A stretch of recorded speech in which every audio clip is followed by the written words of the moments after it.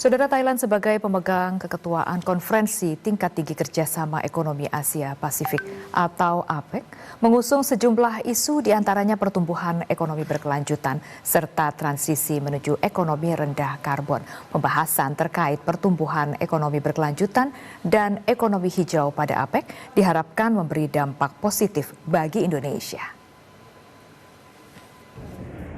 21 pemimpin dan kepala negara yang tergabung dalam APEC dijadwalkan akan membahas sejumlah isu ekonomi, diantaranya terkait pertumbuhan ekonomi pasca pandemi COVID-19 serta ekonomi hijau atau rendah karbon.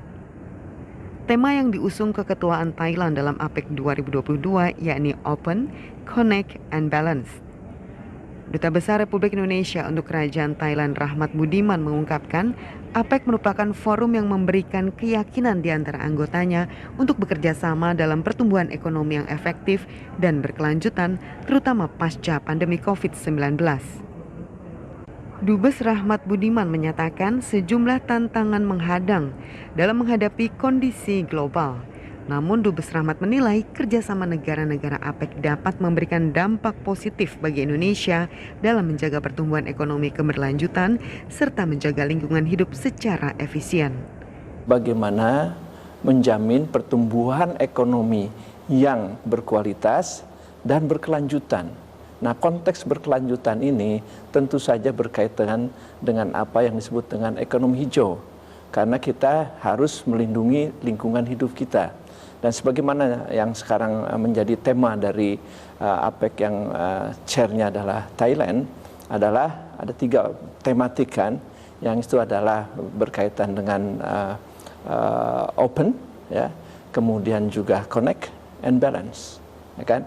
Dan semua ini adalah dalam konteks untuk menjamin ekonomi yang disebut dalam konteks Thailand ini adalah bio-circular green economy. Nah, makanya ada keselarasan di dalam hal ini dengan Indonesia.